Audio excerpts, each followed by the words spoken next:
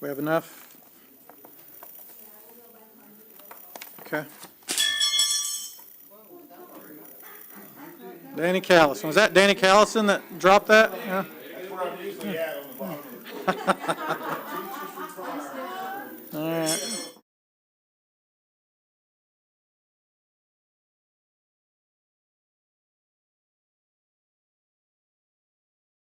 You're good.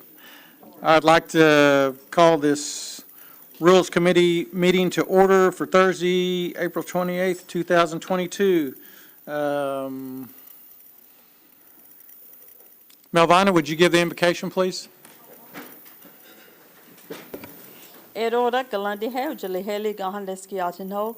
Nivna de jadostan haldi rohes ahan dogi laustane ha. Oswatli lohi jalagi skadug. Orjali heli gahan si jagas nolenigat deski atinhido hai. Father, we just thank you for this day. We thank you for all your blessings that you have bestowed upon us. We ask that you be with us today as we go about with Cherokee Nation business for the betterment for our people. Thank you, Lord, for the rain and everything, Lord, that you do for us. Again, thank you. In your name, amen. Shelley, would you do roll call, please? Yes, sir. Mike Shambaugh, Here. Joe Deere, Keith Austin, Danny Callison, Here. Julia Coates, Sean Crittenden, Mike Dobbins, Rex Jordan, Johnny Kidwell, Daryl Legg, Wes Snowfire, Dora Petskowski, Joshua Sam, Melvina Shotpouch, E.O. Smith, Condessa Teehee, Victoria Vasquez. We have a quorum. Okay. And did you see Julia on remote? Okay. All right. We've all had a chance to look at the minutes. Could I have a motion? Second. We have a motion and a second. All in favor? Aye. Opposed? Motion carries. All right, we're going to start off with our reports. First of all, from the Marshal Service, Shannon Buell. Good afternoon. Hello, Marshal. Besides what's in the monthly report, some of the changes and stuff going on with marshals, we have some openings for marshals. We opened 20 positions.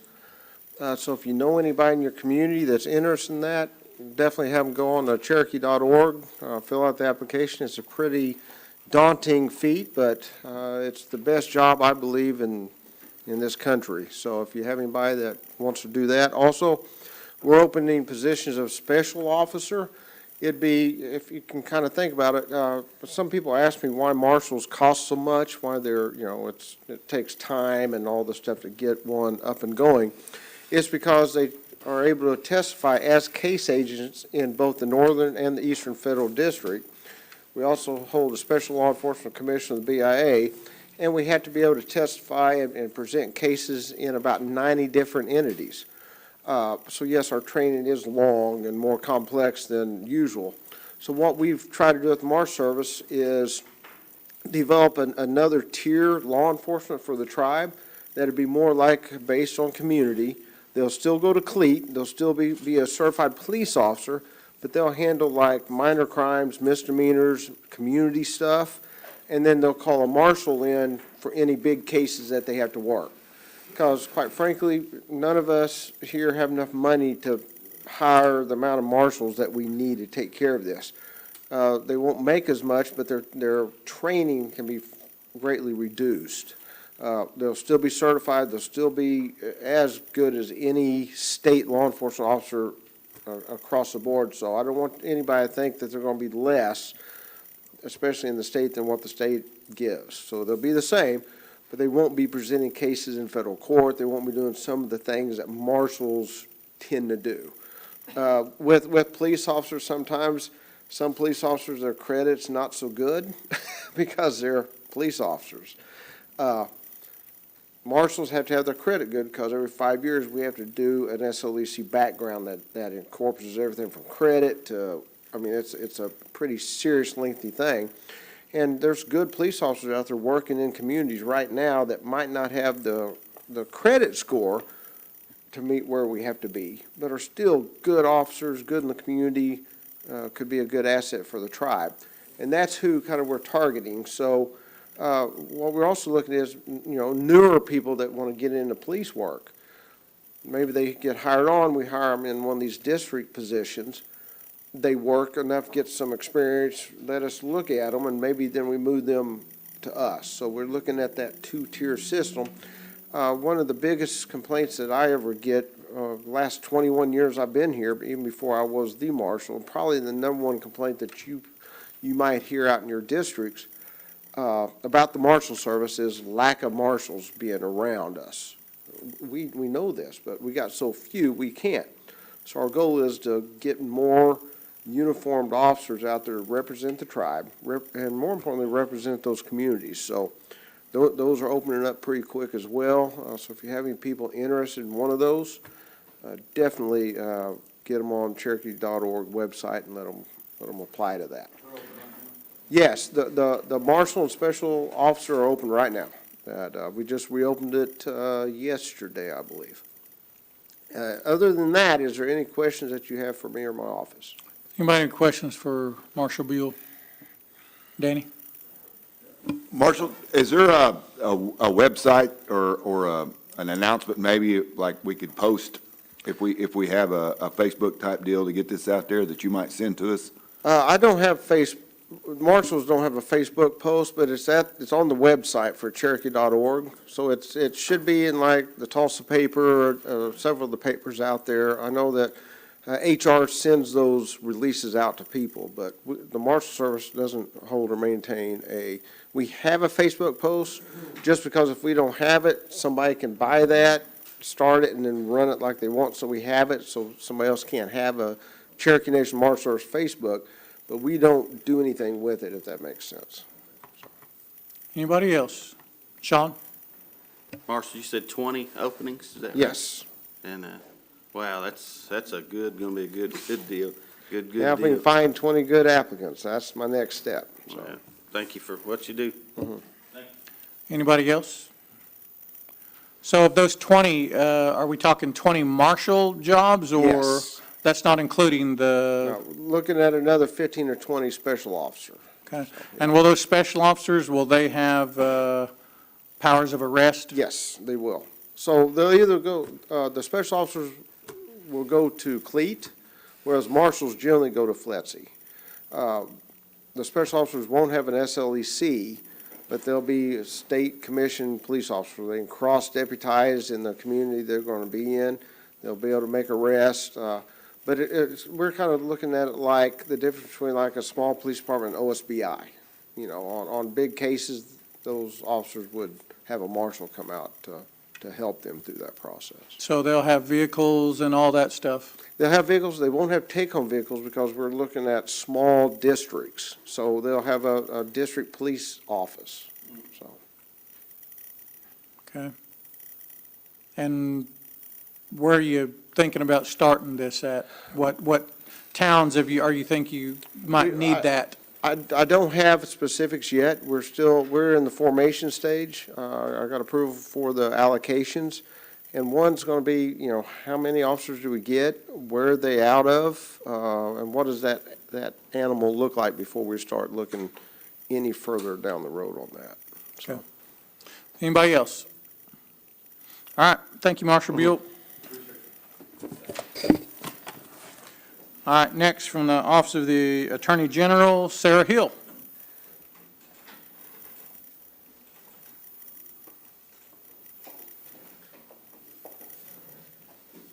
Good afternoon. Hello, Sarah. It's a great pleasure to be back in front of the Tribal Council. I wanted to give another sort of atypical rules report today to basically spend my report talking primarily about oral argument in Castro Huerta, which happened yesterday. So I've talked to you on a few different occasions about this particular case, Oklahoma versus Castro Huerta, which is in the U.S. Supreme Court. The case involved a single question of law. Although originally Oklahoma had asked the court to overturn McGirt, the court was not willing to take up that question, but they did take up this other singular question, which is whether states have inherent authority to prosecute crimes committed by non-Indians against Indians in Indian country. So on our reservation, that would mean a crime committed by a non-Indian against an Indian. This very specific class of crimes, the state is arguing that they have jurisdiction, concurrent jurisdiction with the United States. under, everyone's settled expectations prior to this, the rule has been that the state lacks jurisdiction in these cases. They can only prosecute any crimes in Indian country if they are between non-Indians or a non-Indian victimless crime. So that's been the rule. And Oklahoma is asking the Supreme Court to re-examine that. And yesterday was the oral argument before the Supreme Court on that issue. So Oklahoma argued that the states have this jurisdiction because Congress has not preempted their jurisdiction. And essentially, if the United States comes in and creates a specific rule, that can often preempt the states from in using their own law in those circumstances. And they also believe that they inherently have authority to punish non-Indians who commit offenses within the boundaries of the state, so that this is a state power that just by virtue of being a state and that individual being within their boundaries, that they have jurisdiction over them. The United States argued against Oklahoma's position here. The United States supported the position that the tribes have taken and supported the position that the defendant in this case took, and said that, that's not their understanding of the law. They do not agree with Oklahoma's arguments here. And instead, the United States argued that federal laws and the historical context around the enactment of those laws makes it clear that where it applies, the General Crimes Act provides federal criminal jurisdiction that is exclusive of state jurisdiction. So the United States came into court yesterday to defend their own jurisdiction and said, no, our jurisdiction is exclusive and the states do not have authority, cannot find authority under the law for this. They basically, and Ed Needler from the Solicitor General's office argued on behalf of the United States. And part of that, he went back to the very beginning, to the drafting of the Constitution, and pointed out that in the Articles of Confederation, the states did have, more broad powers. But when the Constitution was written, it specifically set out a system that would have preempted the states from exercising jurisdiction over Indians, and talked about sort of how this has been a foundational principle of federal law going back hundreds of years, and also talked about the history of the General Crimes Act, which was in support of the position that the Cherokee Nation and the other tribes have taken. Several justices pointed out over the course of the argument that Oklahoma's position lacks support in the law. Many state courts and federal courts have previously decided and taken positions consistent with this idea that the state lacks jurisdiction over non-Indians who commit crimes against Indians. So I want to talk for just a minute about Justice Gorsuch, who was sort of from my point of view, the standout of the oral argument. He wrote the court's decision in McGirt, so it's not surprising, and I think, for all of you who know, Justice Gorsuch is a Trump appointee. He is a very conservative justice. I don't think anyone in the country would argue that. He also comes from the 10th Circuit, which is the appellate court that Oklahoma sits in. And a lot of other Indian tribes are within the 10th Circuit. So he comes from a circuit where he had dealt with a lot of Indian country cases before, which is why I think we got the great decision in McGirt that we did. He asked several questions when the state was giving its presentation. One thing he pressed the state on was why the tribe's sovereignty would not be affected by state jurisdiction over a crime involving an Indian victim. And the state tends to take the position, well, this doesn't affect tribal jurisdiction. Tribes don't have jurisdiction typically over non-Indians. So this isn't really imposing anything on tribal sovereignty.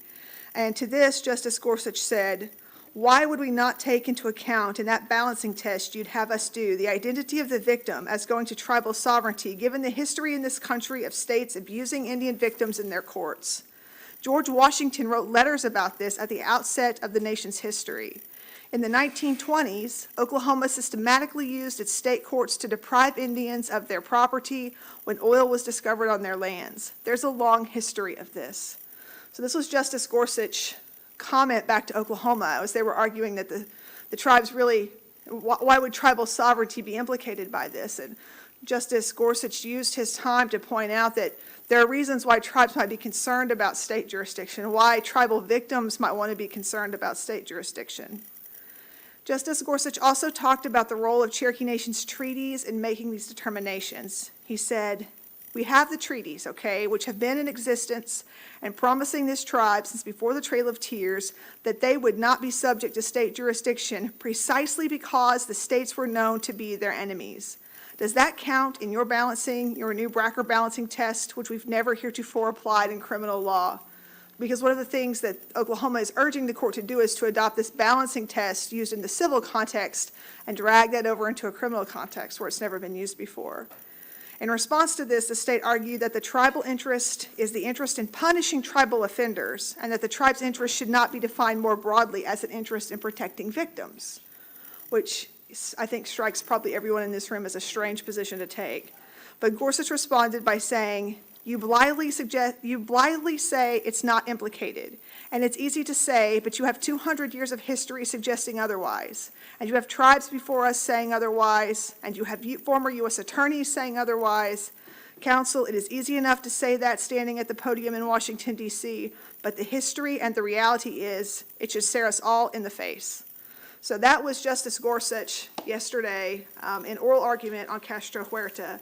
He wasn't the only person that spoke who asked questions. Justice Breyer made some really excellent points that Congress, if Oklahoma really has a problem, then Oklahoma can always go to Congress and ask for the law to be changed. He pointed out that if Oklahoma gets what they're asking for here, it won't just change how crime is prosecuted in this state, but how crime in Indian country is prosecuted in every state, and talked about the impact that that would have. Justice Sotomayor asked challenging questions of the state about the numbers that they've been using and some of their argumentation, pointing out that recent articles in the Atlantic had made it clear that there wasn't a lot of support for many of the numbers that Oklahoma was using, saying thousands and thousands of cases will be affected. But the article indicated that there wasn't good support for those numbers. They couldn't track down where they came from. And ultimately, the attorney for the state basically just started using the United States numbers, kind of abandoned their numbers in the argumentation. I say this not to say that everything in it it's not like all the justices were on the same page. It was clear that, about 4 of the justices seemed very skeptical of the state's arguments. 3 of the justices, I thought, seemed very supportive of the state's argument, including Justices Alito and Thomas. And they were very, and Justice Kavanaugh seemed very receptive to the state's arguments. And then Justice Roberts, Chief Justice Roberts, and Justice Barrett had questions for both parties. So I think it's obviously I'm in no position to judge what the court might do, but I felt like the oral argument went very well, and I thought it was important for all of you to know that, our amicus brief in that case was clearly read by Justice Gorsuch, who understood the position of the 5 tribes, and some of the other amicus briefs filed on behalf of the tribes, including the former federal officials, former federal U.S. attorneys had filed telling the court, this isn't a change that you should be making. That had an impact as well. So with that, I'd be happy to answer any other questions that you all have. Does anybody have any questions for Sarah? Wes? Attorney General, that was a very good update on how the cases are proceeding up there regarding this issue. One thing I was going to ask on future laws that are being changed in the state of Oklahoma and how our response is to be anticipated. One being this past month, a big law in which the state signed into law that they would hold criminal offense against physicians who perform an abortion.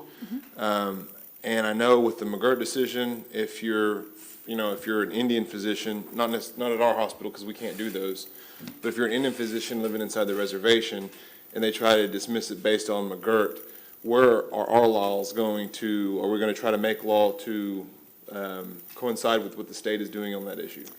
I'm not the lawmaker around here. Right. This body is. So, whatever the laws, criminal laws of the Cherokee Nation are, I'm on the enforcement side, not on the lawmaking side. So that would be up to this body. Okay, I just know that the other criminal codes we updated came from out of your office. I just didn't know if your office had any insight on what the recommendation was. I have no intent to update the criminal codes as it relates to that. Okay, all right, appreciate it for the update. Thank you, Speaker. Anybody else? Doc? Change the subject, Sheriff. Sure. Recently, an administrative law judge for the Oklahoma Tax Commission ruled that, I think it was a Muskogee Nation citizen. He ruled that she was due to get a tax refund for her state taxes. Are you familiar with this Yes, sir. administrative law judge? Can you put that into context, what that decision means in the whole view of things on state income taxes? Sure. There's an enormous, bunch of these challenges pending in the state right now. People Typically, the state lacks jurisdiction to collect a tax, an income tax, if the income is derived, is earned by an Indian living on their own tribe's reservation, and that the income that was earned arises from on-reservation activity. That's typically the rule for this. Oklahoma has their own administrative rules, and there's been a lot of people challenging that, saying, you're saying, Oklahoma basically hasn't been applying that. They've been rejecting any request for exemption from taxation unless the person lived and worked on tribal, trust, or restricted land. That has been their very narrow view of what the law says. And so that is being challenged. This is the first, perhaps the first, maybe the second, opinion coming out from an administrative law judge. And I think the administrative law judge did exactly what the analysis required in this case and said, this appears to me a case where the state lacks jurisdiction. It's already been challenged, I think today or maybe yesterday. The state has requested an en banc review from the Oklahoma Tax Commission. So it is one step in what is going to be a long process. It looks to me like if Oklahoma maintains sort of their general status on all things related to McGirt, which is, dig your heels as far down into the dirt as you can, then I expect that it would be challenged up. Once the tax commission rules on it, then it'll go up yet again. So I expect that this is the first step of what will be a long process of trying to resolve these tax issues in front of Oklahoma's tax commission. And in this example, the individual worked for the tribe. Right. Yeah, and in that particular example, the individual was a Muskogee citizen, lived on the Muskogee reservation, and worked for the Muskogee tribe. Right. Thank you, Sarah. Wes? Just one quick follow-up. Is the state sending you over any of the new laws that are coming out, like we just talked about with the criminalization of against abortion? Are they sending that over to you guys so that way you can at least look at it, know about it, so that way we're not creating a possible criminal asylum inside of the reservation against state law? No one in the state has ever sent me a copy of their criminal laws ever in my life. Okay. I'll grab a hold of that abortion law. I'm sure you probably already read it. I think it's mindful for us to take a look at it. I'll get with legal here and try to draft something to modify that, because what I would hate to happen is the state is creating laws, and then we end up having sort of like I said, a criminal asylum in which they're able to say, well, we can do that inside the state if we're doing it over here in the reservation against the state law, and then we have this issue where certain citizens are receiving one benefit from one law and then being able to be excluded from certain laws on it. But I'll draft that up, and that way we can send that over and kind of get a good look at trying to avoid that. So appreciate it, Speaker. I would just keep in mind that the law isn't effective until later in the year, and also that it is subject to challenge when it becomes effective. So I expect, and I think everyone expects, massive constitutional challenges to that law, just for your awareness. And I think it will be our due diligence to see what happens and what those challenges come to before we jump to any conclusions on anything happening. I think it would be prudent to be patient. Anybody else? Okay, I have one quick one. There was an article in Tulsa World about a judge had made a ruling kind of affirming the Curtis Act. Did you see that? I did see that. There was a decision, it was actually a decision made by a federal judge in the Northern District of Oklahoma. So it was actually a judge from New Mexico, but sitting as a judge of the Northern District. There was an appeal of a 2-year-old traffic ticket that was somehow brought before the federal court in the Hooper case. And in that case, the judge decided that these cities, that Tulsa could continue to enforce its municipal laws, even though the state lacks jurisdiction, that somehow the cities under the Curtis Act retain jurisdiction. I think that it was wrongly decided. I think it is likely to be challenged, and that is the sort of thing that the Cherokee Nation, although again, we're not a party to criminal cases, but we can often participate as amicus. And there are many things about the Curtis Act and many things about Oklahoma history. Any of these cases that involve, especially territorial laws like the Curtis Act, that I think the judges would be much helped by having an amicus by the tribes in some of these cases when they're heard up on appeal. So I am aware of it, and we will continue to to monitor the best way to help bring what we think is the right historical and legal context to consider these types of arguments. I just thought that was interesting that, that judge may not have had a total grasp of maybe everything that has went on, so. Anybody else? All right, Sarah, we appreciate you. Have a good day. Thank you. All right, from FOIA and GRA, Gwen Terrapin. Good afternoon. It's good to see all of you Hey, today. Gwen. For our FOIAs, we've had 4 so far, no GRAs, and we don't have any outstanding at this time, and everything's been updated, and all of you should have received a copy of my report. Does anybody have any questions for Gwen? All right, ma'am. Good job. Thank you. Thank you. All right, from the Election Commission, Marcus Fears.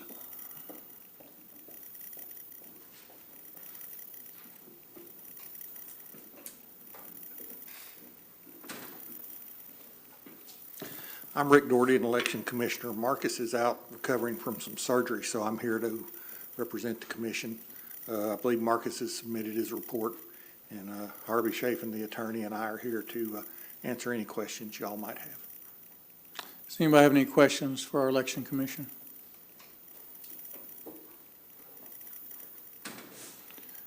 All right, have you guys got to look over the Election Commission revisions that were made? by Yes, this sir, we council? sure have. Okay, and are you in agreement with those revisions? Yes, sir. We will stay around while you all discuss that later in the agenda. I see if you have any questions for us. Okay, all right, that's all I have. All right, thank you, sir. All right, from the Tax Commission, Sharon Swepston.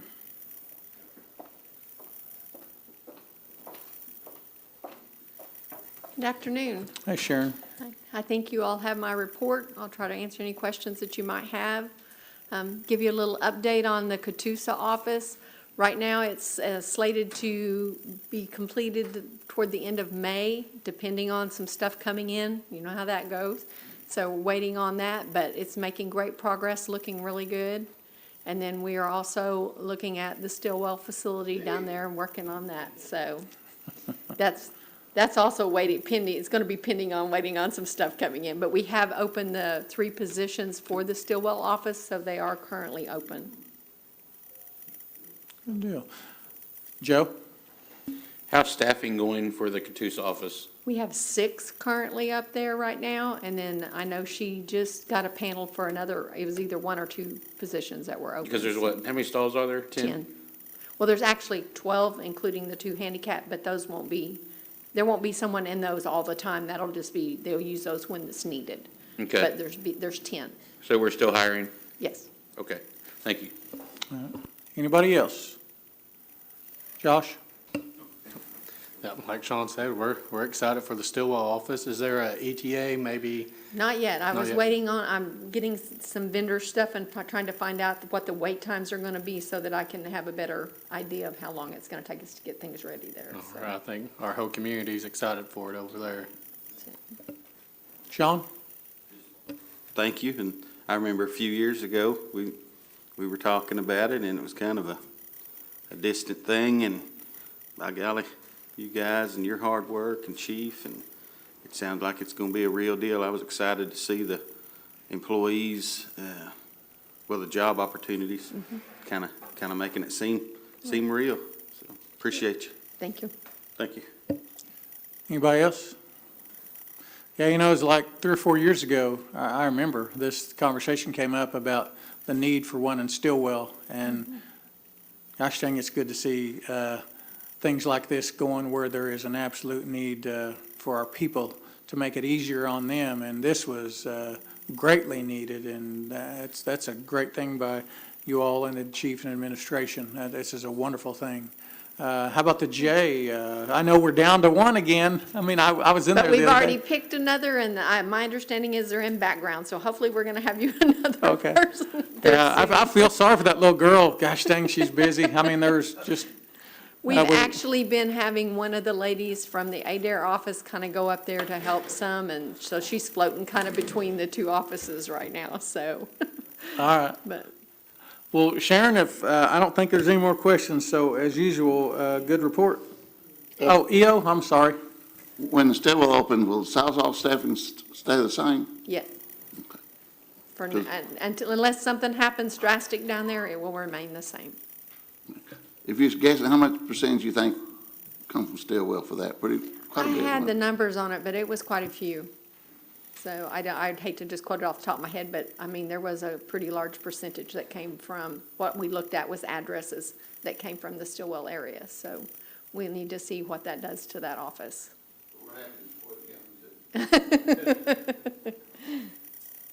All right, is there anybody else? All right, Sharon, thank you. You're welcome.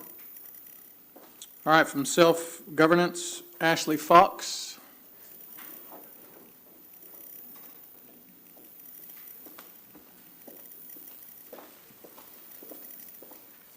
Hello, you all have my report. Do you have any questions? Anybody have any questions for Ashley today? All right, Ashley, you're getting off easy. Good job. Thank you. Have a good evening. All right, from the Gaming Commission, I believe we have Tia Deal. She'll be reporting for Janice Purcell.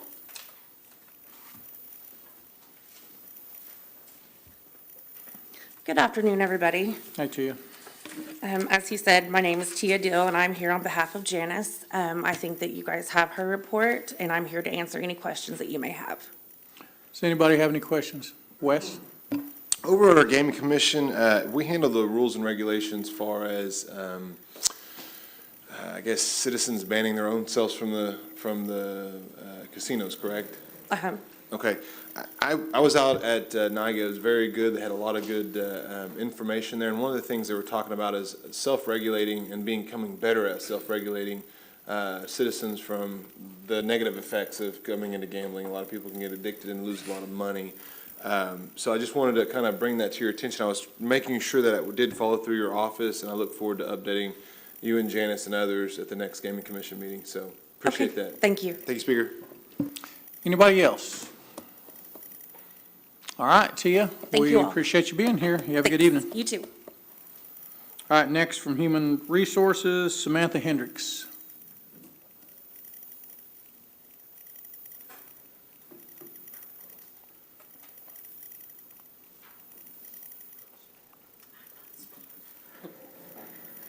Hi, I'm stepping in for Samantha today. She's on vacation. Well, tell everybody who you are and what you do. I am Alana Castile. I am the Director of Human Resources. All right. And you have our report, so if you have any questions, I'll try to answer those for you. Candace? Thank you for joining us this afternoon. My question pertains to exit interviews. What is typical for an exit interview? We have a standard exit interview process. We try to contact the employee before they leave Cherokee Nation to ask them questions. If we can't get hold of them, then we will mail them an exit interview. Okay, what's a typical time frame for contacting someone for that exit interview? In person or by mail? We'll start with in person and move to by mail. As soon as we get a resignation letter from them, then we try to start contacting them at that time. Okay. When exit interviews are conducted and that employee gives kind of some feedback on maybe problematic issues that are happening within their department, how is that handled?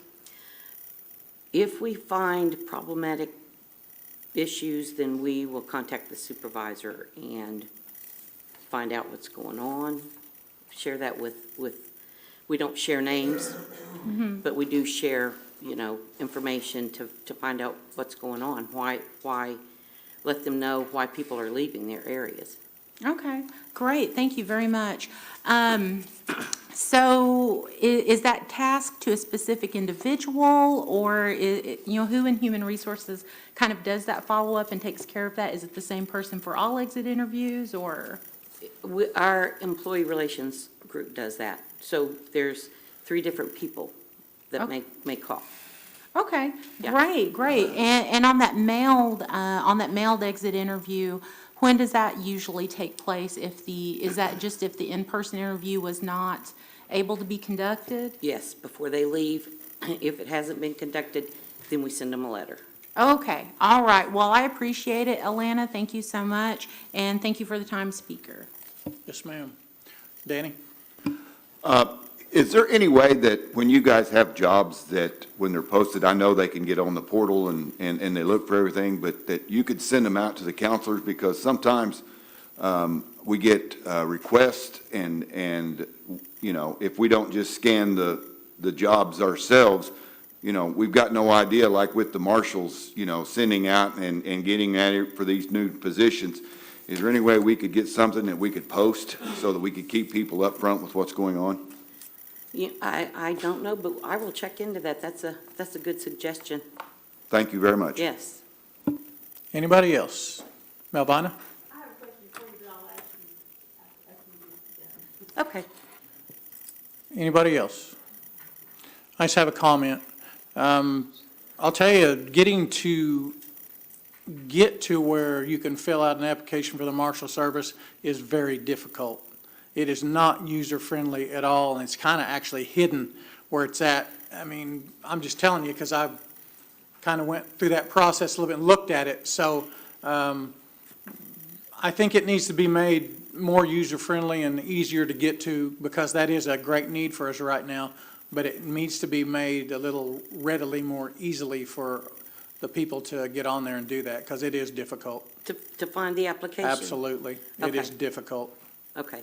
Because I've had people call and say, I cannot find it. I'm going to where they tell me, but I cannot find it. Okay. So, yeah, it is something that needs to be looked at. Okay.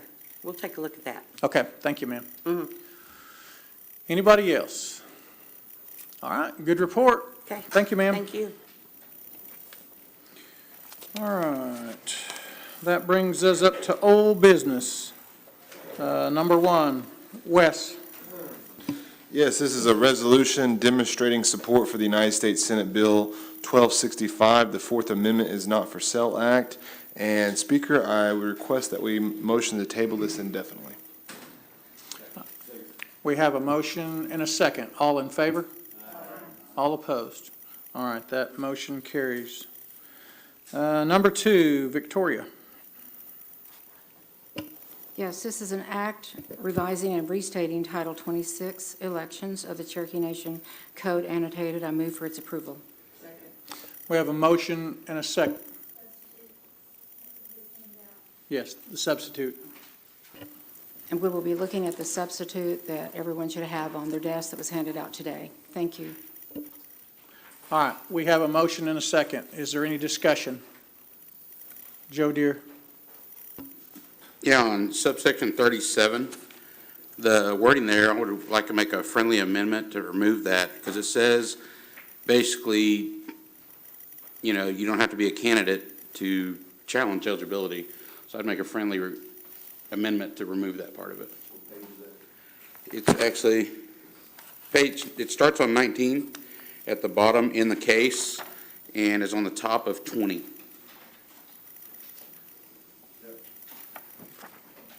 Go ahead. I think, and I was looking at that, but that's only in the case of an unchallenged or unopposed Right. candidate. So if that candidate is unopposed, then how can only a candidate Right. file? That's why I was just saying the wording, just remove it out of there. Oh, okay. Well, basically isn't that what that's saying is if somebody is unopposed, then basically anybody can just say, hey, I want to run? Or Yeah. anybody can challenge. Anybody Right. can challenge. Challenge. That's why I just want to make it friendly to remove it. Seems like extra. Any further? Mr. Kidwell? Oh, that's it. Sorry, Speaker. That's No, all. you're good. Any No. further? Nope. Okay. Thank you. Doc? I guess for clarification, Joe, so if an unopposed candidate, your view is they cannot be challenged at all if they're unopposed? Right. Right, because then you're just going to get into frivolous people just coming in to challenge, so that's why I just think it just needs to be removed, because it's saying you're not even a eligible candidate or any part in there. It's just extra verbiage in there. I'm just speculating, what if that unopposed candidate maybe is not even qualified? That'd be through the election commission.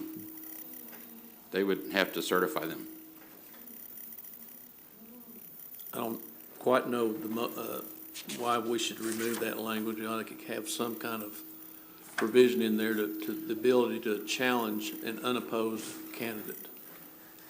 Well, it said basically, what you're going in is, you have this in here as a case to challenge to an unopposed candidate for the principal chief or deputy chief.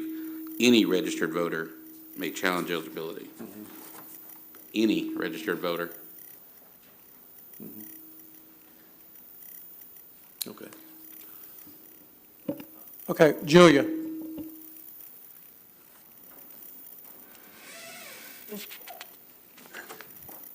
Along those lines, here's a well, it's not a hypothetical situation. It's a situation that came up a few years ago.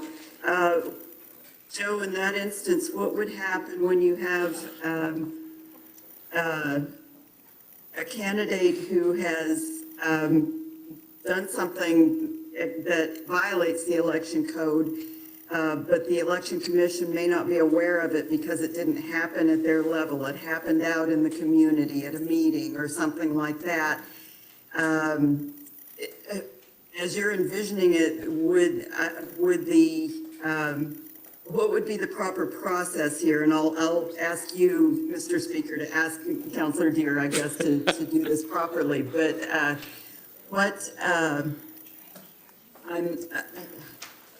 what would we envision would be the process in that case? Would someone from the meeting who had witnessed this then bring it to the attention of the election commission? Would that be considered a challenge or not? Or would that simply be a matter of, bringing information to the commission? I guess it's kind of a gray area there to me, in my mind. Okay.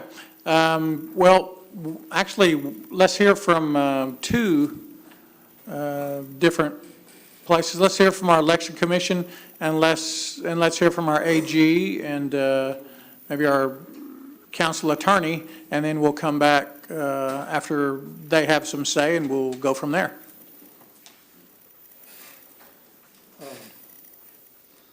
Could someone summarize the question? It's hard to hear out there. Yeah, okay, they got you turned on. I say, could someone summarize the question? It's hard to hear out there. It's the wording on, it starts on page 19 in the top of 20. Do you have it?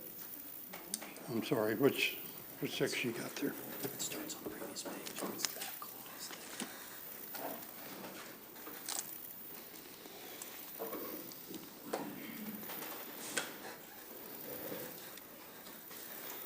Okay, I think what that section is saying is that, one, only, of course, a candidate can challenge another candidate, or if that candidate is unopposed, a citizen can challenge that candidate. The commission, of course, will look at the data that we have presented to us when a candidate files to see if they're eligible. However, we may not have all of the evidence. We only have what documents they provide.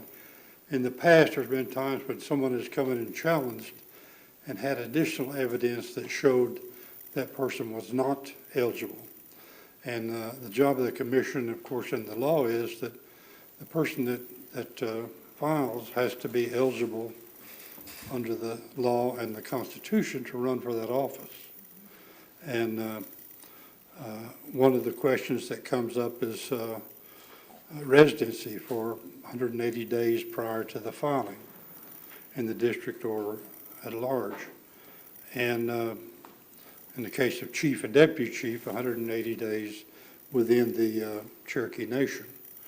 And we've had in the past, on the face of the evidence presented to the commission, it looked like it was okay, but on the basis of some people that came in and presented additional evidence, it raised a question that required us to have a hearing to determine if there was eligibility. So I think what this section is doing is allowing citizens, as described here, to issue a challenge to the eligibility of a candidate if they are unopposed. Because if they are not eligible, even if it's found out later they were not eligible, then I think the law provides that they cannot serve in that office. And if you did have someone challenged and they were unopposed, then I think then there would have to be a special election called by the council or some action taken, because if the filing period had passed and someone challenged a candidate that was unopposed and it was determined that they were not eligible to run for election, then there's no provision in the law to say how that is fixed, except that if there is no candidate in that office, the council then can call a special election for that particular council seat. Okay. Mr. Speaker, may I follow up with my, Yes, ma'am. I think I still had the floor, but. Go ahead. Go ahead. Yes, thank you. So this only pertains to eligibility then? This is not about if a subsequent violation of the election code happens sometime during the campaign? No, this only applies to eligibility. This to is run for only at the office. moment of eligibility? Okay. Yes. All right, that's clarified There for are me other then. Thank you. provisions that address the violation of law. This one only applies to eligibility. Okay, thank you. And Sarah, do you have any comments on that? I think that that's correct. I mean, it's not going to relieve the commission of its baseline responsibility to certify candidates, so they would still have to be, I mean, regardless of whether there's opposition or not, the election commission is going to have to undertake to determine if they're eligible. And of course, people can always, go to the courts if there's some, major issue, as I think Councilwoman Coates was alluding to.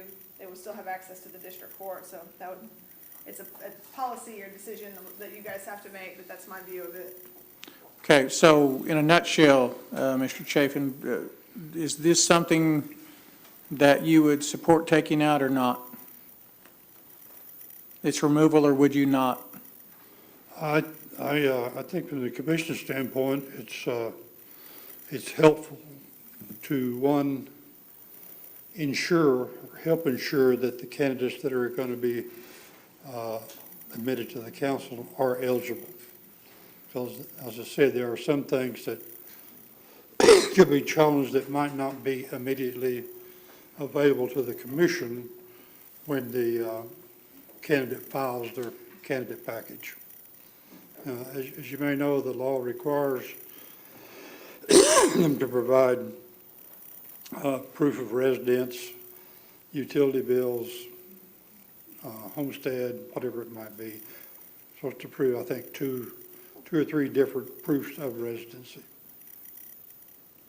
Okay. Anybody else? Wes? Not necessarily on this subject matter, so, but there's two issues that I have, at least in regards to what I've read this far, because it's trying to move quickly, even though we spent months with the previous council trying to make election code changes. So it's a whole new thing trying to make an election change in a matter of a few minutes, one being last month, and then now we have this new change, and there were some recommendations coming from our council just yesterday. One thing that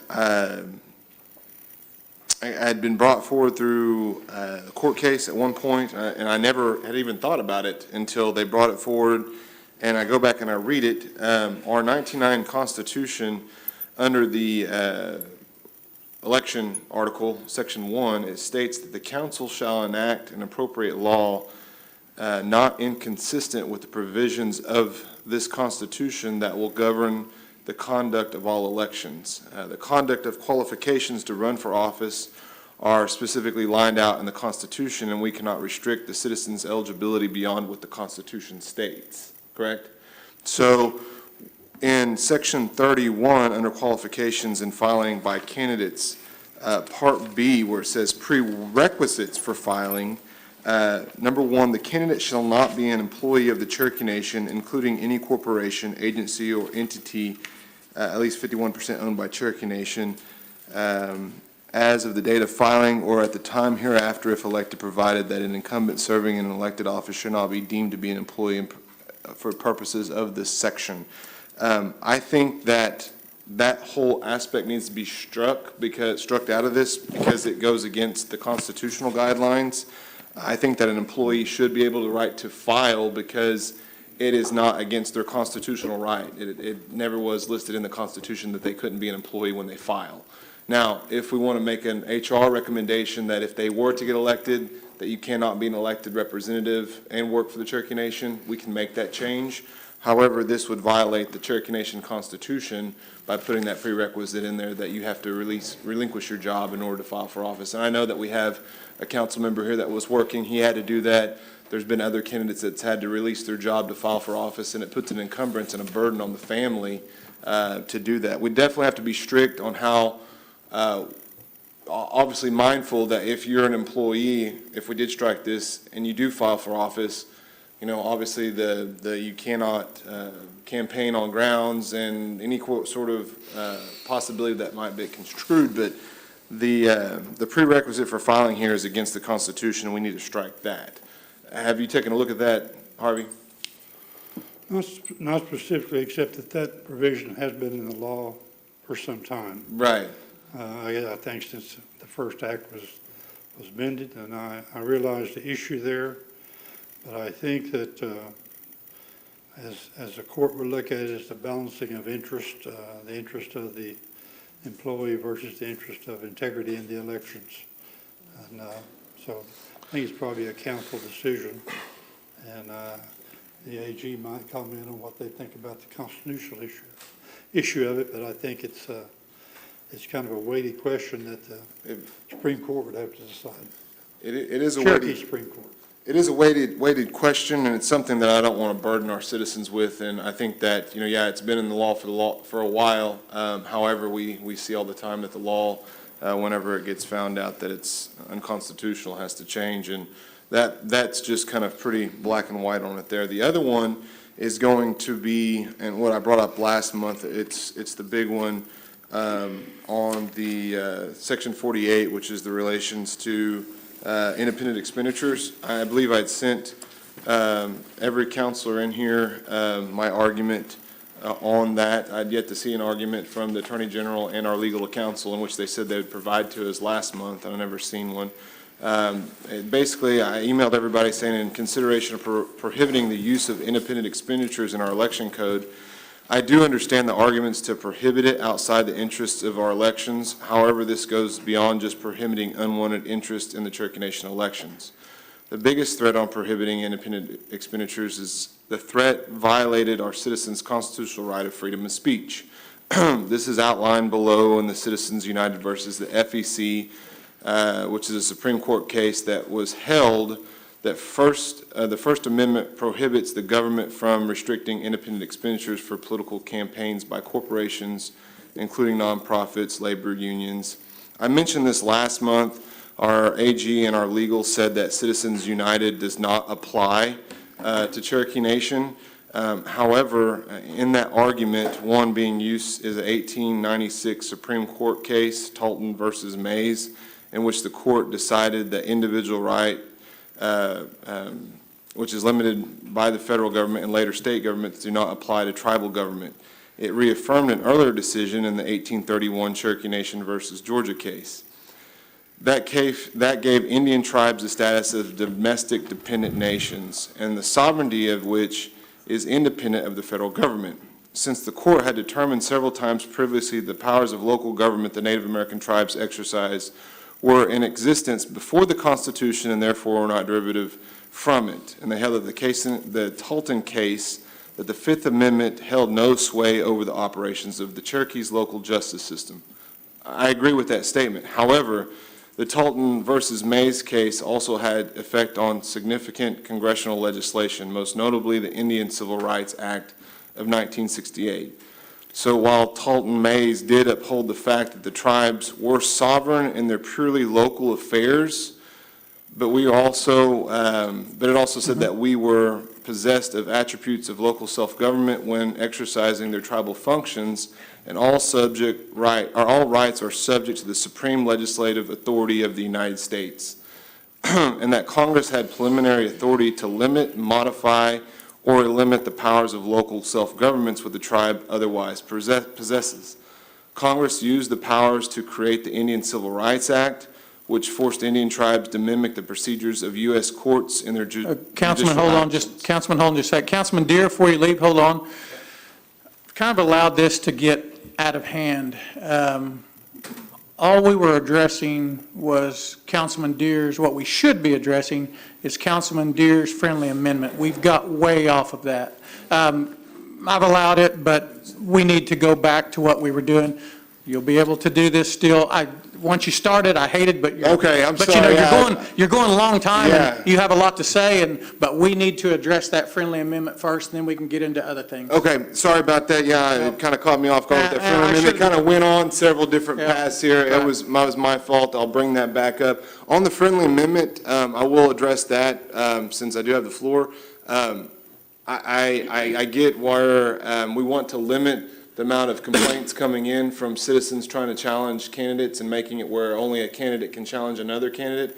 However, I do have to argue on my constituent standpoint that they want the right for any citizen to be able to challenge any candidate, regardless if it's more than just one candidate. So, that aspect of it, I know there's some controversy on it there, but that's where I stand on the matter. So, appreciate it, Speaker. Anybody else? Sean? Just a quick question. Eligibility, that's pretty much black and white, isn't it? I mean, there's no gray area in eligibility, right? Do you live here? And a few other things? You might correct me. 3 lawyers and good smart Rick there. It is, and I mean, correct me, I'm sure I'm wrong, but. well, one is the age, Cherokee Nation citizen, That's pretty black. and then the residency is the one that we have the issues on.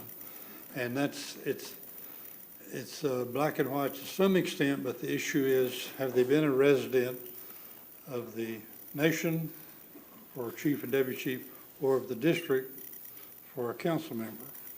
And a lot of times that is the factual question that there has to be witnesses for, and if someone challenges it. And, anyone can put down the residence. They can put down their parents' residence or their brother or sister, and maybe they live there, maybe they don't, if someone challenges it. And that's why we have to have witnesses come in and testify basically as to what the facts are of that person's residence, and then the commission has to make a decision. And the definition of residence is, we've never had, I think, a Cherokee Supreme Court decision defining residence. But generally, residence is where you live, where you intend to make your home. And some of that is an objective intent or subjective intent of what is in your mind you intend to make your home.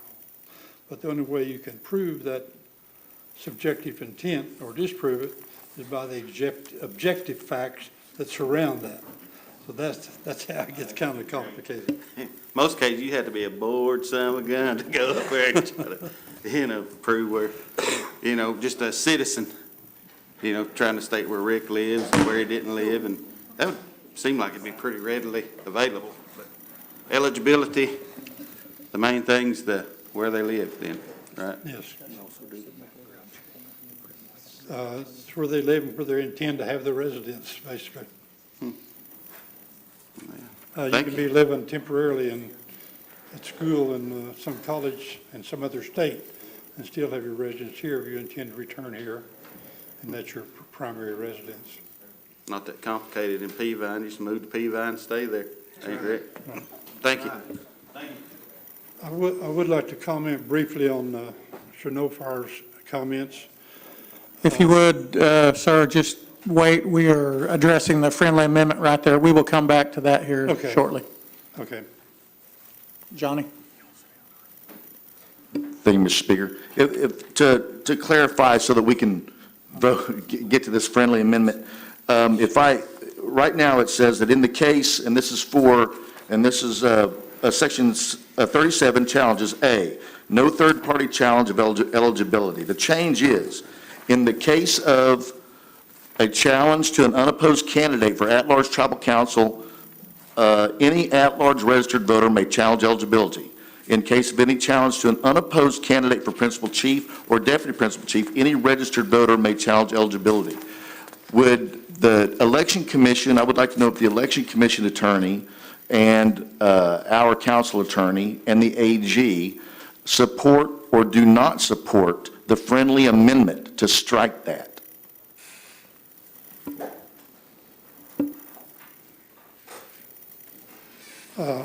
From the commission standpoint, that was not in the recommendations that the commission made. It came about when the council committee was drawing the amendments, because they enacted the amendments or presented the amendments showing that an unopposed candidate would not have to run for election. Prior to this, if you were unopposed, then we printed a ballot and put you on the ballot, and that was the only person you could vote for.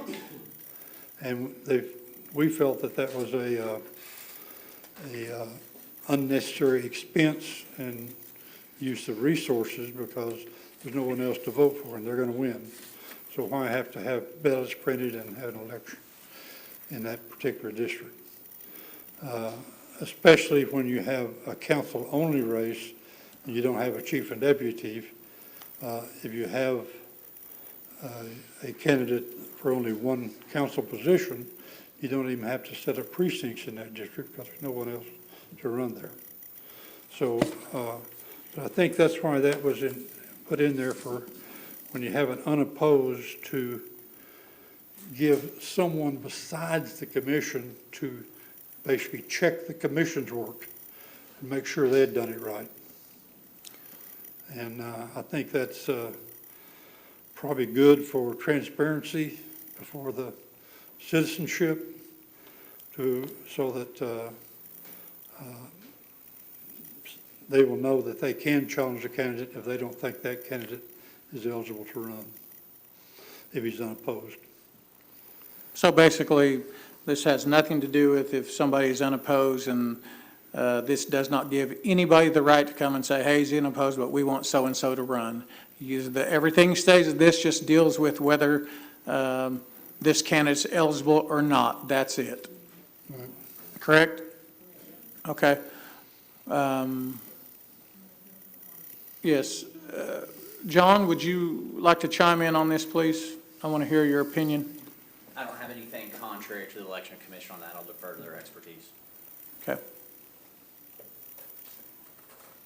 Jill, you still want to talk or not? I do, but I think Counselor Austin was ahead of me. Oh, okay. Councilman Austin, go ahead. Thank you. I believe that the statement of qualifications are black and white really are not true, as evidenced by Councilor Deere and the election in 2019, where we had a councilperson who was filed already, who had served, and the term limits, that had never been challenged before. At some point, we discover that as much as we think things are black and white, they just aren't. There's a new wrinkle in the page that comes along. And Councilor Deere rightfully challenged the qualifications and was found to be victorious with that. We need to make sure that we keep this provision in here, as suggested, to make sure that we don't have candidates who are able to serve office without being challenged if they are not qualified. This would give, it would be irresponsible for us to not have some provision in the law to make sure that the people are qualified to serve. And the election commission can only know what the election commissioners know. We, citizens at times, are the citizens at times be the only place where a challenge could happen. I support this saying in there so that we know that what we can't foresee, still can be dealt with as it comes up. All right, thank you, sir. Any more comments? Sean? Just to follow up, I should have said it should be black and white. I mean, are you a dog or are you a cat? It should be black and white. I don't guess it is, but thank you. Yes, sir. Anybody else? Danny? I'll get you, Julia, I'm sorry. Danny, go ahead. No? You're done? Julia? Okay, thank you. I just had a couple of things on the basis of the questions that were asked. I do want to express something that I was pretty adamant when I was on the work group before, a couple of years ago or whatever, that the Election Commission is and should be an independent and unbiased body. So while I think it's appropriate to be asking them for information and things like that, I think we should be careful about asking them for their opinion about things, even though Mr. Chafin is an attorney. He is an attorney for a body that is that needs to be independent and unbiased. And so, just to make that comment, because it can be kind of a fine line that we find ourselves slipping over it and asking them what they think about things rather than simply asking them for opinions. Or for information, I'm sorry. And then I did want to just reaffirm, because I've experienced it, when a person has multiple residences, as I have in the past, and as I anticipate will be the case again in the future at some point, we do not speak real informally about where a person lives, but we speak, and the Constitution speaks to where a person is legally domiciled. And so that's what all of the documentation is intended to verify. And the things about what a person's intentions are for the future, those intentions change according to life circumstances. So I would even contest, I know a ruling was made against me a few years ago on exactly that basis, because the court took it upon themselves to try to define what my intentions for the future were.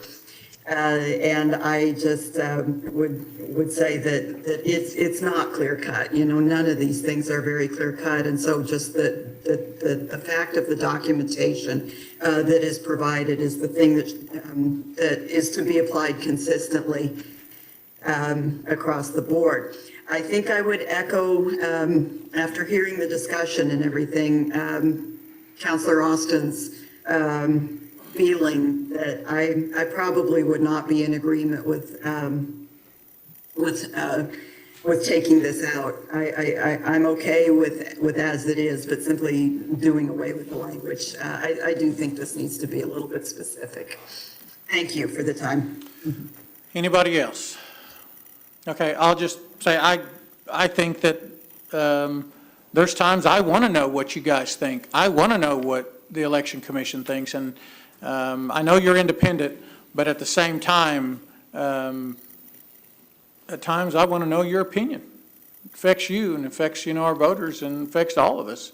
So, and I think our due diligence is to hear from everybody, and then we make our decision what we're going to do. May I comment, Mr. Chairman? Yes, sir.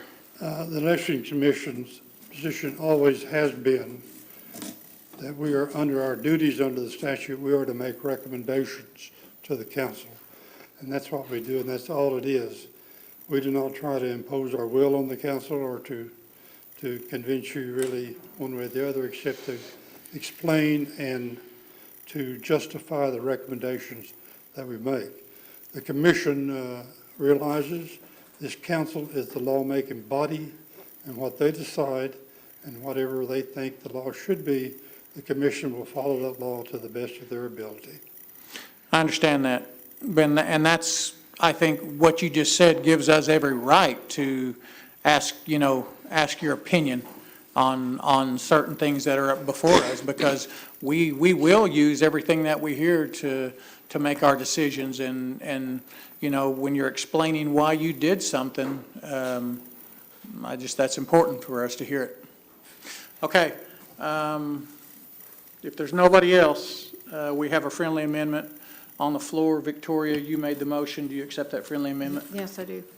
And I believe, did you second? Who made the second? Yeah, you did. You don't remember? She said you did. You didn't make the second on the friendly? Yeah, on the friendly, yeah. Okay. You just have a motion to accept, and she accepted. Okay. All right, so we are going to vote whether or not we are going to accept the friendly. Go ahead. On a friendly amendment, the person that made the motion to go into Right. discussion and the second Right. either accept Or or they reject don't. the friendly. Sure. If they accept it, then it's just there. Okay. If they reject it, it's done. All right, well, we're going to vote on this then now. Correct. On section 30, On, we don't have anything to vote on if they accepted the friendly. well, I understand, but we have, we also read an act revising, restating Title 26, and we have a motion for that, The whole thing? the whole thing. Okay, Yes. So, correct? That's where we're at right now. yeah. See, Mr. that's not correct. Go ahead, Julia, that is not correct, though. Go ahead. Well, I'm confused, and I'm sure I I'm am not the too. only one at this point. Yeah, we have a very, very lengthy act. It has a number of different, red line areas or red language areas and so forth, and I know that what I would make a motion to do is to consider this going forward, because we kind of just jumped to one thing when somebody opened or raised their hand or whatever, but what I would make a motion to do is to consider this in seriatim, which means just literally going through it paragraph by paragraph, to see, so that we stay in order, we're not jumping around, to different sections and so forth, and just to see if anybody has any, any amendments they want to make, any comments they want to make, et cetera. And then after we've gone through that process, then we can, and we can vote separately on sections that people might want to make changes to.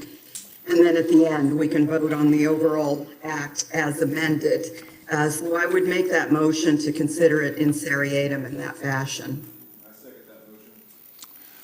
Okay, we have a motion and a second. We have any discussion? No?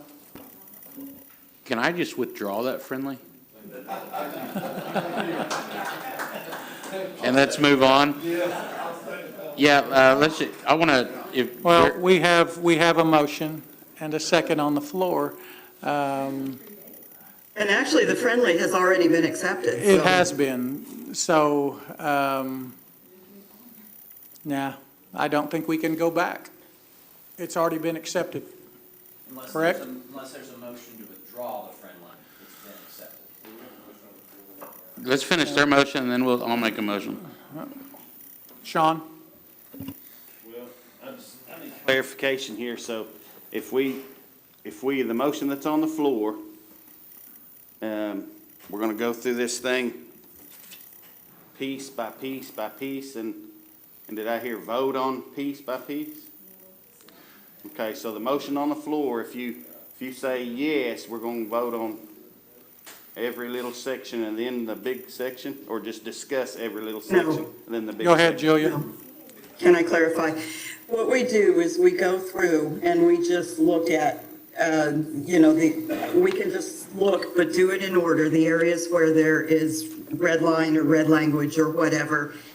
And if there is no objection and no discussion on, which will be the case on most of them, I imagine, then we don't vote. We just move forward.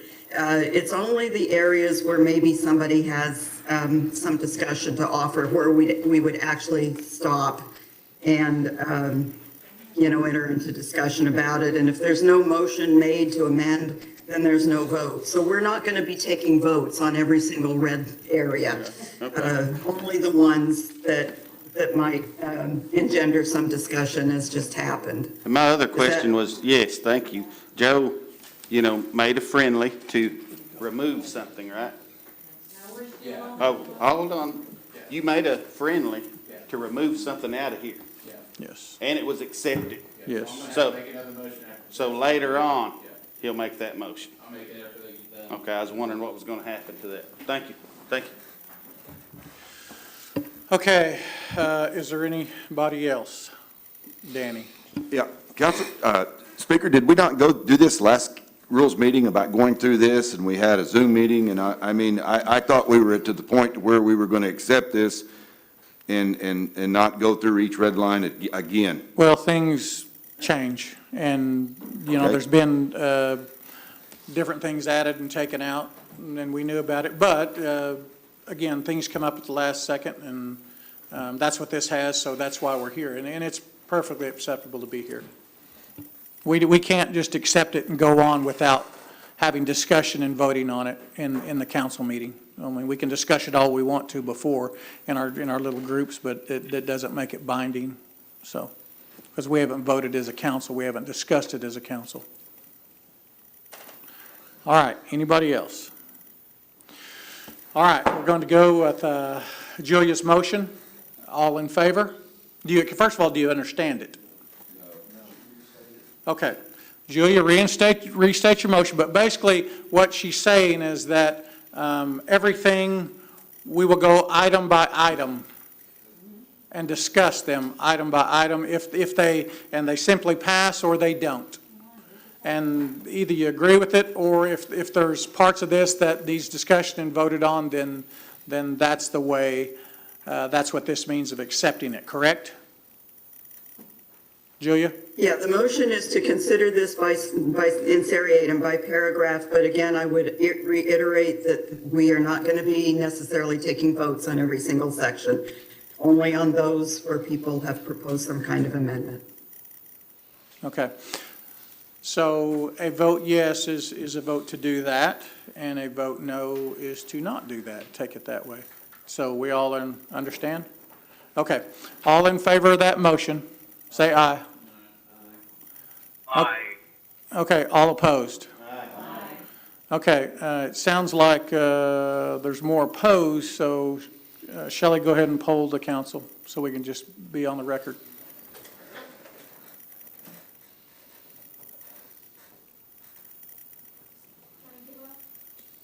Yes. No. Wes Snowfire, Yes. Dora Patzkowski, No. Joshua Sam, Yes. Mike Shambaugh, Yes. Melvina Shot Pouch,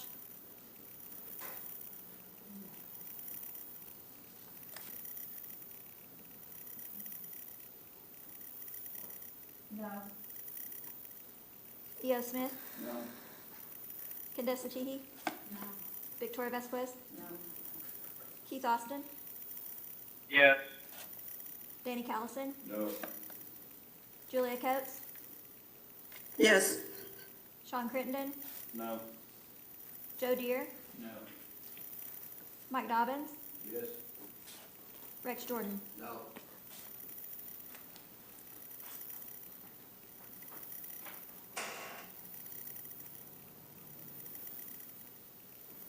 We have 7 yes and 10 no. Motion fails. Okay, the motion fails.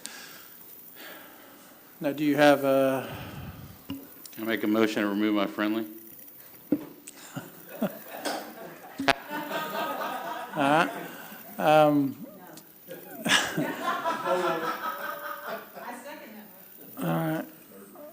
all right, we have a motion on the floor. All in favor? Oh, to remove the friendly. Oh, okay. Yeah, just remove the friendly. Acceptance. No. So all in favor of removing the friendly? All opposed? Aye. All opposed? Okay, that motion carries. Okay. Goodness. Where are we at? and we're not done. Okay, we're back to 2, aren't we? Or are we done with 2 yet?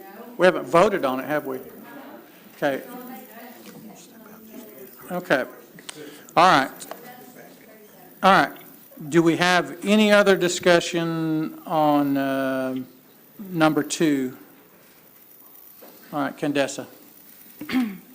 There was a statement made on the record earlier that there was a memo that was sent to all counselors. I want to go on record and state that that memo was not sent to me. It could possibly be due to a spelling error in my last name. And I would like to take this moment to remind everybody, I'm a 3-E-T-E, that's T-1-E-H-E-E. So if you do not send the email to the correct name, I am not going to get it. That memo was forwarded to me, and I would state that it comes out pretty strongly against in favor of independent expenditures in Cherokee Nation elections. And I would like to categorically state that I am against the introduction and propagation of dark money in our elections. And I think that that prohibition on independent expenditures is a very smart thing. I'm also of the understanding that individuals are seeking to use the Supreme Court case Citizens United as a legal foundation for their argument.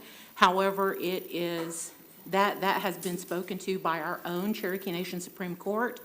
And I feel the prohibition on independent expenditures is something that should move forward and should stand within the election code. Thank you for the time, Speaker. Okay. Anybody else? Wes? Well, I kind of got off on a little bit of a speech earlier whenever it wasn't necessary because we were still in one of the friendlies. There's a lot that's moving to this. I mean, one could say that passing this whole thing today would be a little bit of a putting on a fast track that's not necessary. And definitely I've expressed my concern of a work group last time like we had before. But kind of jumping back into like what Councilor Teehee said about the Citizens United case and the question of independent expenditure, dark money being used in our elections. There is a problem, with that in all elections, in national elections, state elections. It's a concern. However, it doesn't, just because it's a concern doesn't make it legal or just or illegal or just. What we have to go off of is what the Constitution states for freedom of speech. And freedom of speech is what ultimately gets attacked. And now I shared with Ms. T earlier and last month about how that independent expenditures, how it can be construed is simply just citizens getting together and voicing their opinion for something or against something. So we know that there's the bad side, the dark money that can be used to affect our elections, but we also have to take into consideration that this is every citizen's constitution. So if they want to make a constitutional referendum vote, so they want to change something with their own constitution, and the citizens put their money together and they say, let's advocate for this change.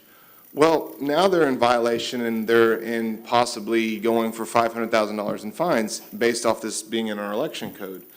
But more importantly is that the Indian Civil Rights Act, it says that we cannot make or enforce any law prohibiting the free exercise of religion or abridging the freedom of speech or of the press or the right of the people peaceably to be able to assemble and to petition for redress of grievances. That is a powerful statement, and it's backed by the United States Congress, which is what substantially is going to have the power over our self-governance as a tribe. And the law had been contested in the United States Supreme Court that citizens can gather together and they can promote something or against something. That's their freedom of speech as being an American. It's the freedom of speech of being an Indian. And that's the right that we have to make sure we uphold, as much as we may not like dark money trying to enter in our election systems, which I'm against that as well. But we have to uphold that First Amendment right of freedom of speech. And if we're going to allow this to pass, we could be possibly looking at our election law and our nation being taken to the Supreme Court and violating someone's First Amendment right. That's something that I don't think we need our tribe to go through when it's already been handled on the Supreme Court level. We'd be finding ourselves right back in the United States versus the FEC again, and it's going to cost us a whole heck of a lot of money. We're going to violate a lot of citizens' constitutional right. So I make a friendly that we strike that. I'm assuming where it's going to end up at. Victoria, would you like to weigh in on that friendly? I would not accept your friendly. Okay. And then back what I had mentioned earlier is making a friendly amendment to strike let me bring that back up here. The section 31 on the elections and restrictions of eligibility, seeing that it's inconsistent with the, let me get back over here where my notes were.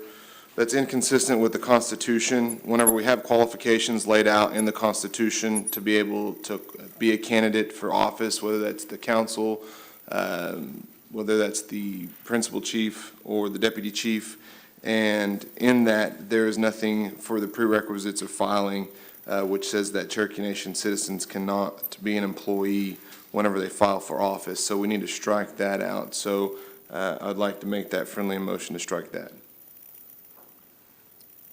I don't understand what you're wanting to strike. It'd be striking section 31, part B, which would be prerequisites for filing. That doesn't qualify, that shouldn't be in the qualifications for candidacy.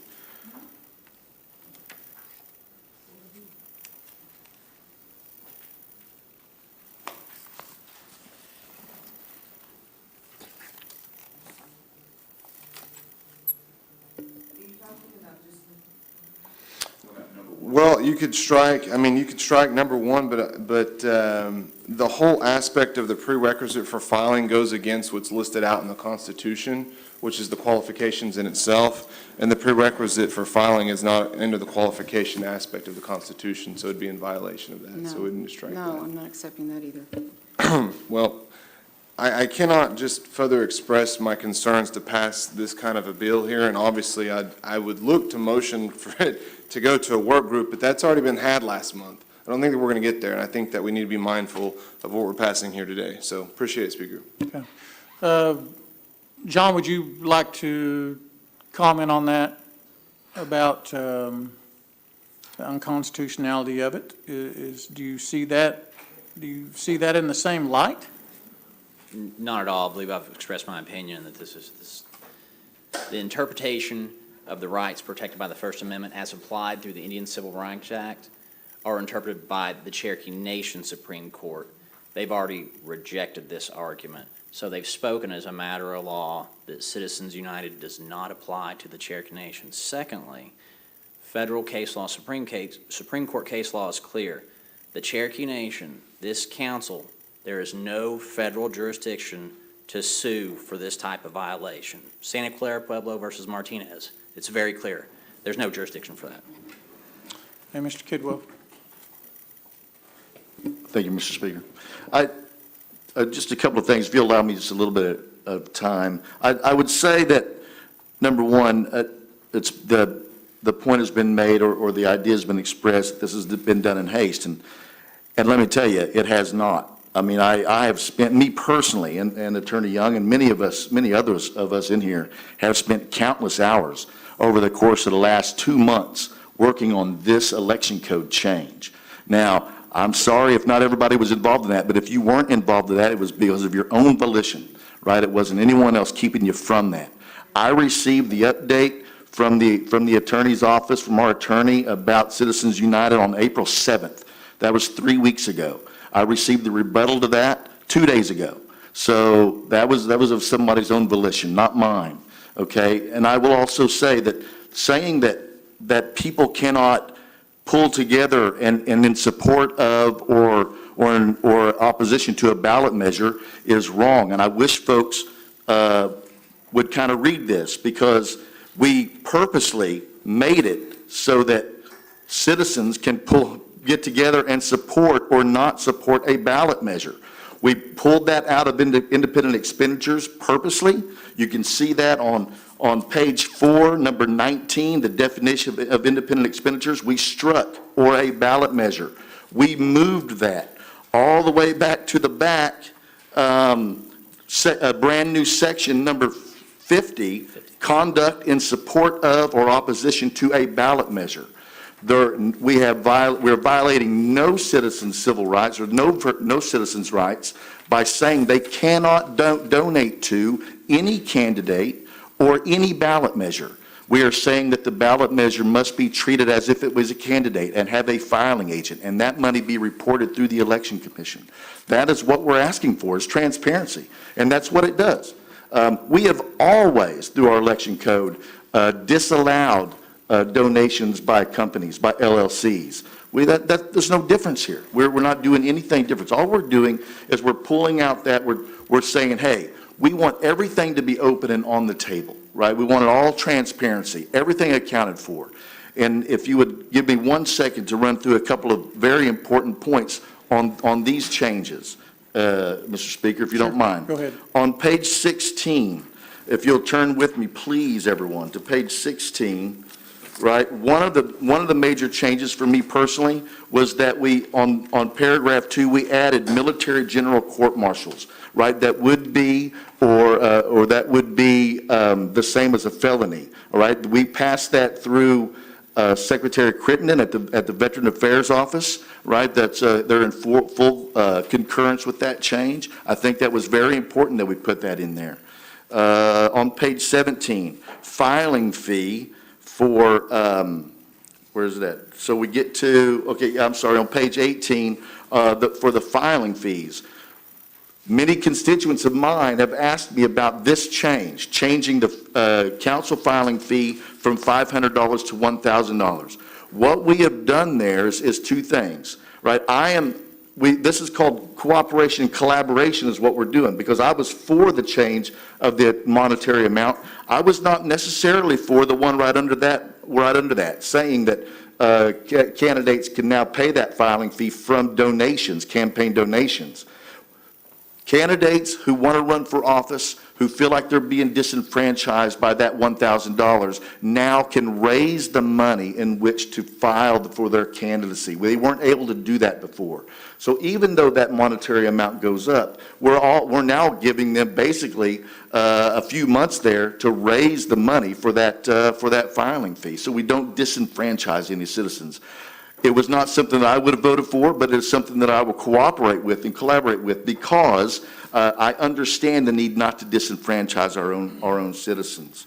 On page 24, a major change to this, in my opinion, is the ability for candidates to repay their personal loans up to the amount of $50,000. Before, it was $5,000. So if I was running for office, or if a candidate's running for office and you loaned yourself more than $5,000, you would only be able to repay yourself $5,000. We're increasing that to $50,000. So if a candidate needs to go down and take out a loan at the local bank and pay themselves for that campaign, they can now do that up to, be reimbursed up to the amount of $50,000. I'll talk about independent expenditures in just a minute, but if we can go to page 34. If we can go to page 34B is one of the things that my colleague, Councilman Austin, was talking about earlier, and we have fixed that. Fixed the if an election is canceled, the single remaining candidate shall be considered to be elected in accordance with Article 4, Section 3 of the Cherokee Nation Constitution. And if my councilman, Joe Deere, will not get too upset, we called that the Joe Deere Amendment, right, to this, because of what happened with him in 2019. But very, very important, because citizens were able to say, well, he wasn't, quote unquote, elected per the Constitution because there was no one cast a vote. This paragraph, this section 55, the new change, that fixes that problem, right, that we talked about earlier. The Citizens United, I tend to agree that the Cherokee Nation Constitution or the Cherokee Nation Supreme Court has weighed in on that in 2019 with what it came. Now, what I will say is this: if anything, and I agree, I think the independent expenditures need to be left out of this. Dark money needs to be out of all that. I don't want it in our elections. I want transparency. I want to know where every nickel of every campaign comes and goes, donated by individual human people to a campaign, campaign candidate or a ballot measure, either one. I think that pulling the independent expenditures out there would put me crosswise with the Cherokee Nation Supreme Court as it decided in 2019. I don't want to do that. But what I would say is that if this is ever challenged and the Supreme Court decides that that is different, I will be the first one to line it down here and get everyone together and say that we need to change this thing back. Because all we're doing at this point is falling in line with what our Supreme Court decided a few years back. And I understand the arguments for and against, and they're all great arguments, but at the end of the day, our Supreme Court has decided this, and we're stepping out in that way. But those are a few things that I wanted to bring to everyone's attention. I think that we've done a pretty darn good job on this. And is it perfect? No, it's not. It's not, and we'll have more changes. But boy, man, I mean, we put a lot of time and effort on this, and I think the changes that we have made are substantive, and they will help our Cherokee Nation elections operate much, much smoother and easier. Thank you, Mr. Speaker. All right. Thank you. Melvina?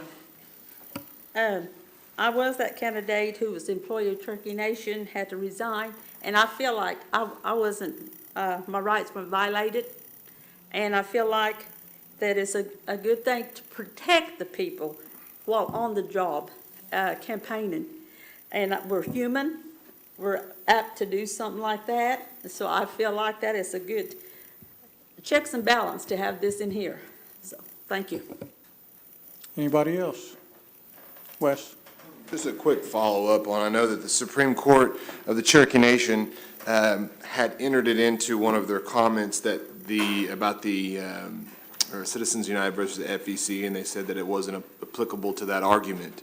It didn't make it law, or otherwise it just made it applicable to that argument, because when the 2019 case, it was a coordination between a candidate and an independent expenditure. That coordination is what ultimately got him disqualified. That's ultimately what got appealed up to the Supreme Court. So I just wanted to clarify that there. And then moving forward with that, whenever just so the council is knowledgeable in the aspect, if you were to challenge this case and it goes to the Supreme Court and they say, a Cherokee Nation Supreme Court, and they say, no, Citizens United does not apply to this here. You are in violation of this law that's being considered here today. The citizen of Cherokee Nation can then appeal out to the United States courts.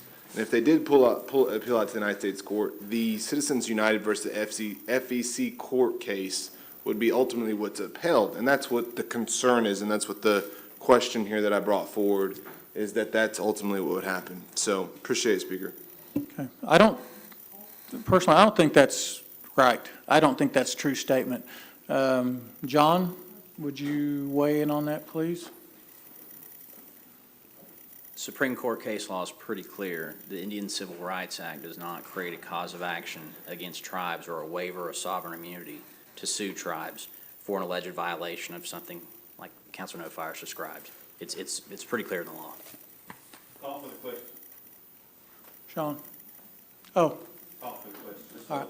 Yeah, the question was, if you feel your United States constitutional rights are being violated by the Cherokee Nation says in that Supreme Court case that the United States court case, Citizens United versus the FEC, is not applicable, you as an American citizen have a right to appeal out into the federal court system. That's what has happened in the past on several court cases. That's how the Cherokee Nation has ended up in the Supreme Court on several issues. That's all the question was, and that's all the statement was.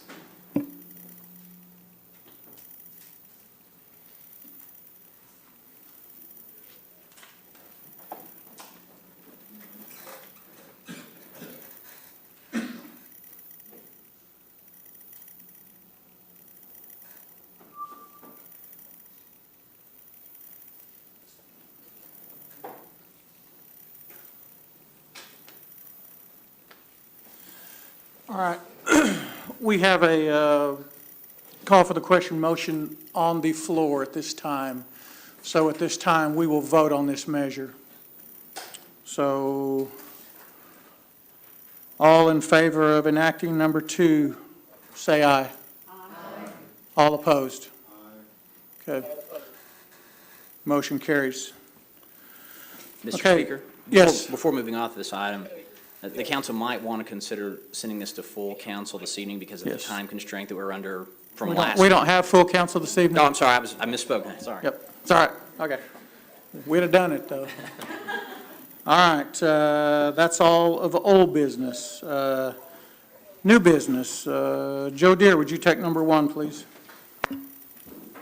This is an act amending Title 18 of the Cherokee Nation Code annotated. I put that in form of motion. We have a motion and a second. Any discussion? Wes? Just quick comment, I'm glad to see that this is being put in here so we can stagger the terms. I think it helps take out the politics away from the business, you know, whenever there's so many appointments that come up at one time. Plus, it helps be a little bit more transparent in the carryover between a new administrative office taking over. So I'm just in support of this. And the only thing I'd like to add to that is, you know, it's never a good thing when all of your board members go off the same time and you don't have people with experience in there that have been on there for a while for maybe some guidance when people, you know, haven't been on there before. So I also think it's a good thing. All right, we have a motion. Yes, sir. Go ahead. Mr. Speaker, I'd like to be added as a sponsor. Anybody else? Danny? Candessa? Melvina? Does everybody want to be added to this? Is everybody good with that? All?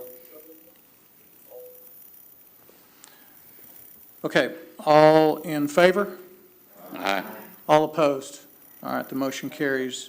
Number 2, Darrell Legg, would you take that, please? You bet. This is a resolution confirming the appointment of Barry Reynolds as a board member of Cherokee Nation Businesses, LLC, and I'll put this in form of motion. We have a motion and a second. Is he here? All right, come on, sir. Thank you for being here. My pleasure. You got any thing to say to us? Give us your spiel. Absolutely. For those of you that I haven't spoken to, let me introduce myself. I'm Barry Reynolds from the 40,000-foot level. I was born and raised in Miami, Oklahoma. Went to NEO, graduated from NEO, went to Southern Miss, finished my undergraduate degree in Hattiesburg, Mississippi, and then attended the University of Oklahoma College of Law, graduated from there, then started practicing. My wife and I moved to Tulsa in May of '89 and have practiced in Tulsa in civil litigation for about a little over 30 years now.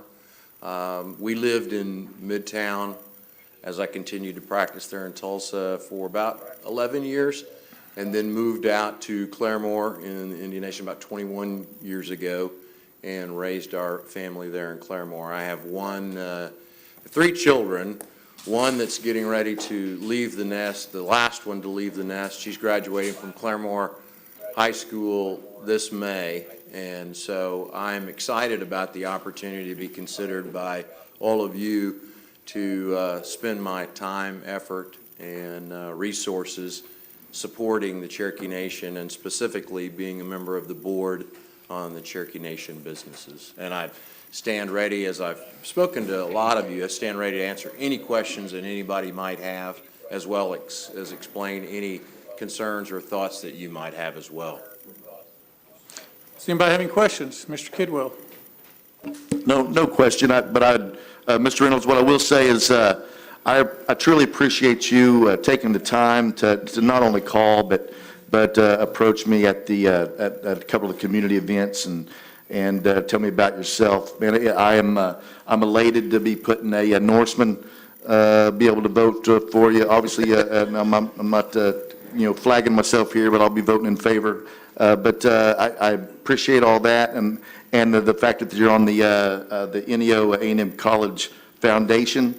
is interesting to me as an at-large representative, doing as much business and as work as I can up there for those constituents. As you well know, they've got a pretty good sum of Cherokee Nation students up there. So I truly look forward to working with you, and thank you for being here today. Thank you, Counselor. I appreciate the kind remarks. Victoria? Yes, thank you.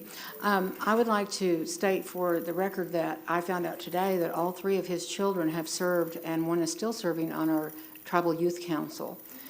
They That's are very awesome. familiar with what we do. He is very familiar with how our council runs, and I think he'll be a wonderful asset to our CMB board. Thank you, Counselor Vasquez. I know you guys are busy, and I didn't want to go into all of that, but many of you already knew that as well. I appreciate you mentioning that. Thank you very much. I'm awfully proud of them. Anybody else? Okay, and I'd like to say thank you, too, for the phone call. I did make a few phone calls and did a little background on you, and everybody had good things to say about you. Well, that's nice to hear. It is. So, and I would also like to be added to a sponsor, and I obviously am going to support you. Thank you. Joe Deere? Yeah, Barry, as we found out, we have a lot No. of friends in common, obviously being in Tulsa, so Yes. I'm glad to see an attorney on that CMB board. Rex Candesto. So, Well, thank that's you, good. Counsel. Thank you. I won't hold Jim against you, but, Thank you very much. I appreciate it. all right, and I want to be added as a sponsor as well, Speaker. Joe Deere.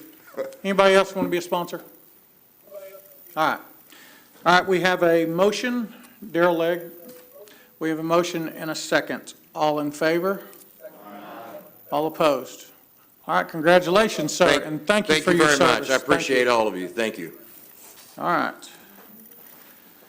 Let's go to number 3. Doc, would you take that? The legislative act amending Title 63, Chapter 2, Cherokee Nation Comprehensive Care Agency Organic Act, providing for severability and declaring an emergency. I move for its approval. We have a motion and a second. Is there any discussion? Okay, and there's no discussion. All in favor? Aye. All opposed? Motion passes. All right, number 4, Dora, would you take that, please? A legislative act clarifying the composition of the Board of Directors for the Cherokee Nation Home Health Services, Inc., providing for payment, providing for severability, and declaring an emergency. And I put that in the form of a motion.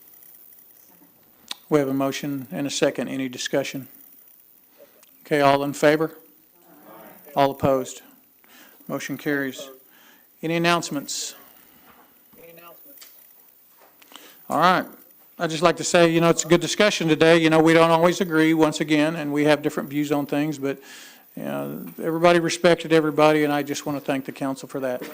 Our next meeting is tentatively scheduled for Thursday, May 26th at 1 p.m. I need one more. We have a motion and a second. All in favor? We're adjourned.